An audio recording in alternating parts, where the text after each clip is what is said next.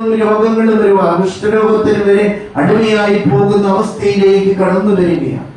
അപ്പൊ അവിടെയെല്ലാം ഇങ്ങനെ വല്ലാത്ത അസ്വസ്ഥത അനുഭവിക്കുന്ന വിധത്തിൽ പോലും യോബ് പറയുന്നുണ്ട്, ദൈവമേ എനിക്കിത് സഹിക്കാൻ പറ്റുന്നില്ല, നിന്റെ നീതി എനിക്ക് ദുർഗ്രഹമാണ്, നിന്റെ നീതി എനിക്ക് മനസ്സിലാക്കാൻ പറ്റുന്നില്ല. അങ്ങനെ പറയുമ്പോൾ പോലും യോബ് ദൈവത്തെ തള്ളി പറയുന്നില്ല. ദൈവത്തെ ഒന്നിനൊന്നിന് യോബ് മുറുകെ പിടിക്കുക ചെയ്യുക. അവസാനം നമുക്കറിയാം, ഈ പറയുന്ന സംഭവിക്കുന്ന സമയത്തെല്ലാം യോബ് പറയുന്ന ഒരു കാര്യമുണ്ട്, ഞാൻ ഒന്നുമില്ലാതായി ലോകത്തിലേക്ക് വന്നത്, എല്ലാം ദൈവം തന്നു, ദൈവം തന്നു, ദൈവം എടുത്തു, ദൈവത്തിന്റെ നാമം വാഴ്ത്തപ്പെടട്ടെ. അതാണ് യോബിന്റെ ചിന്താഗതി ഉണ്ടായത്. നമ്മളാണെങ്കിലും എന്ത് ചെയ്യും അല്ലേ? ശപിക്കാൻ പോകും ദൈവത്തെ, അല്ലെങ്കിൽ ദൈവത്തെ ഭ്രാകും. ഈ ദൈവത്തോട് പ്രാർത്ഥിച്ചിട്ട് ഒരു കാര്യവുമില്ല. കാരണം ഇത്രയും ഞാൻ ദൈവത്തെ കൂട്ടുപിടിച്ചാണ് നടന്നിരുന്നത്, ദൈവത്തിന്റെ കരം പിടിച്ചാണ് ഞാൻ നടന്നത്. പക്ഷേ എങ്കിലും എന്റെ ജീവിതത്തിലേക്ക് നോക്കിക്കേ, തമ്പുരാൻ കഷ്ടപ്പാടുകൾ ദുഃഖം തരുക, പിന്നെ ഞാൻ പ്രാർത്ഥിച്ചിട്ട് എന്താ കാര്യം അല്ലേ? അങ്ങനെ നമ്മൾ ചിന്തിക്കും, ഞാനും ചിന്തിക്കും. പലപ്പോഴൊക്കെ എനിക്കും വിഷമോ ബുദ്ധിമുട്ടുകളോ വേദനകളോ ആഗ്രഹങ്ങളോ ഒക്കെ ഉണ്ടായപ്പോൾ ഞാനും അങ്ങനെ ചിന്തിച്ചിട്ടുണ്ട്. പിന്നെയും കുറച്ച് കഴിയുമ്പോൾ ഞാൻ വിചാരിക്കുന്ന ഒരു കാര്യമുണ്ട്, തമ്പുരാനൊരു പദ്ധതിയുണ്ട്, തമ്പുരാനൊരു പദ്ധതിയുണ്ട്. നമുക്കറിയാം, ശരിക്കും പറഞ്ഞു കഴിഞ്ഞാല് എന്തിനു വേണ്ടിയാ ദൈവം തമ്പുരാൻ നമ്മുടെ ജീവിതത്തിലേക്ക് ഈ സഹനങ്ങൾ തരുന്നത്? തമ്പുരാനെ നമ്മൾ മുറുകെ പിടിച്ച് കെട്ടിപ്പിടിച്ച് തമ്പുരാന്റെ മക്കളായിട്ട് നമ്മൾ നിൽക്കുമ്പോഴും എന്തുകൊണ്ടാണ് തരുന്നത്? അത് നമ്മളെ മറ്റൊന്നിനു വേണ്ടിയല്ല. നമ്മുടെ ജീവിതത്തിലേക്ക് ഈ സഹനങ്ങൾ തരുന്നത് കൂടുതലായിട്ട് ദൈവത്തിന്റെ കൃപാവരത്തിലേക്ക് നയിക്കുന്നതിന് വേണ്ടിയിട്ടാണ്, ദൈവത്തോട് കൂടുതൽ അടുപ്പിക്കുന്നതിന് വേണ്ടിയിട്ടാണ്, അല്ലാതെ മറ്റൊന്നിനു വേണ്ടിയിട്ടല്ല. അപ്പൊ ദൈവത്തിന് നമ്മളോട് കൂടുതൽ ഇഷ്ടമുള്ളത് കൊണ്ട് നമ്മളെ കൂടുതലായിട്ട് അനുഗ്രഹിക്കാനായിട്ട് നമ്മളെ യോഗ്യരാക്കുകയാണ്, നമ്മളെ വിശുദ്ധീകരിക്കുക. ഒന്നും കൂടെ നമുക്കറിയാം, പ്രഭാഷകന്റെ പുസ്തകത്തില് 2-ാം അധ്യായത്തിന് 5-ാം വാക്യത്തില് ഇപ്രകാരം നമ്മൾ വായിക്കുന്നുണ്ട്, സ്വർണം അഗ്നിയിൽ ശുദ്ധി ചെയ്യപ്പെടുന്നു. കർത്താവിന് സ്വീകാര്യരായിട്ടുള്ള മനുഷ്യര് സഹനത്തിന്റെ ചൂളയിലും.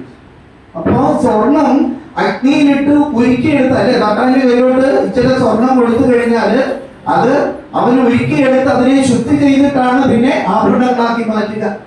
ഇതുപോലെ ദൈവം തമ്പുരാൻ നമ്മളെയും സഹനത്തിന്റെ ചൂളയിലാണ് ഒരുക്കി വാർത്തെടുക്കുന്നത്. എന്തിനു വേണ്ടിയാ?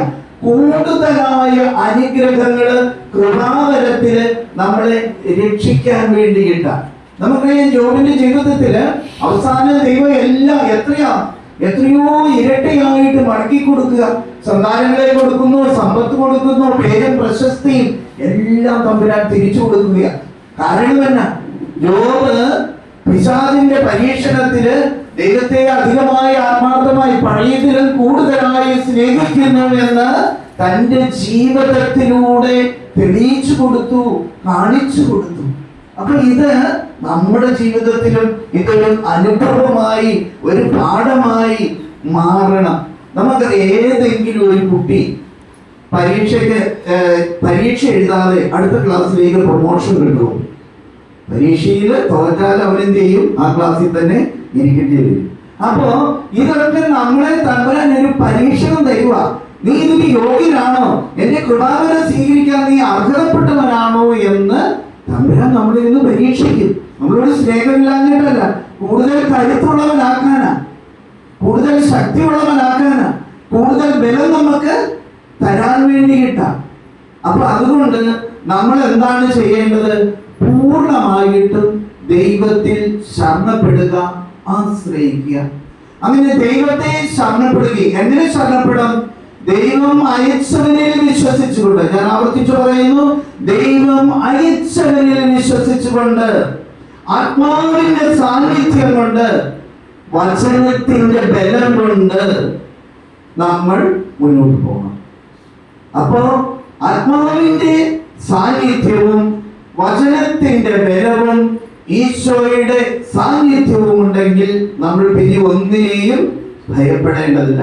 നമ്മുടെ ജീവിതത്തിൽ എത്രമാത്രം കാറ്റും കോളും പ്രതിസന്ധികളും എന്തും ഉണ്ടായിക്കൊള്ളട്ടെ, അത് നമ്മളെ പിടിച്ചു നിർത്തും. അവിടെ തമ്പുരാൻ നമ്മളെ പിടിച്ചു നിർത്തും, നമ്മളെ ശക്തിപ്പെടുത്തും. ഒരു കാര്യം കൂടി ഓർക്കുക, തമ്പുരാൻ നമ്മുടെ